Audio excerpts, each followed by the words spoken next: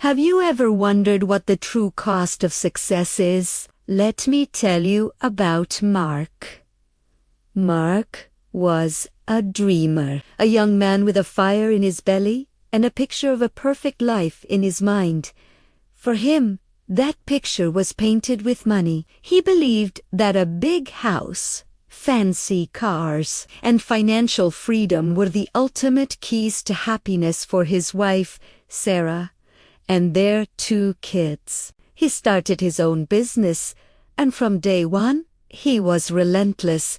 He worked mornings, nights, and weekends. "It's all for you," he'd tell Sarah, kissing her goodbye before the sun was even up. "Just a little longer, and we'll have everything." At first, Sarah was his biggest cheerleader. She managed the household, took the kids to their games, and handled parent-teacher meetings alone, all while telling herself it was a temporary sacrifice. The business boomed. Mark was a success. He bought the big house in the suburbs and the luxury cars he'd always dreamed of. He could afford anything they wanted, but the little longer he promised never seemed to end. Business dinners replaced family dinners. Conference calls interrupted bedtime stories. He was physically present sometimes, but his mind was always elsewhere, lost in spreadsheets and profit margins. He missed his son's first goal in a soccer match. He was on a business trip during his daughter's lead role in the school play. He'd see the video Sarah sent, and a pang of guilt would hit him, but he'd quickly dismiss it. "This is what it takes," he told himself. "They'll understand when they're older." One evening, he came home late, waving tickets to a surprise luxury vacation. He found Sarah sitting quietly in the living room, the house dark around her.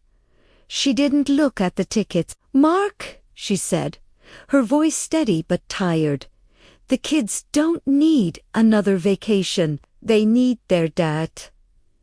That sentence hit him harder than any business loss. He looked around the huge, empty feeling house. He saw the family photos on the wall of trips he wasn't on, of birthdays he'd missed. He had built a golden cage, but his family wasn't in it with him anymore. They were living a separate life, a life he had funded but was no longer a part of. The wealth he had chased so hard suddenly felt like a pile of meaningless paper. He had won the race for money, but in doing so, he had lost the very people he was running for. Mark's story is a powerful reminder. Wealth is a tool, not a destination. The real treasures in our lives are the moments we share with the people we love.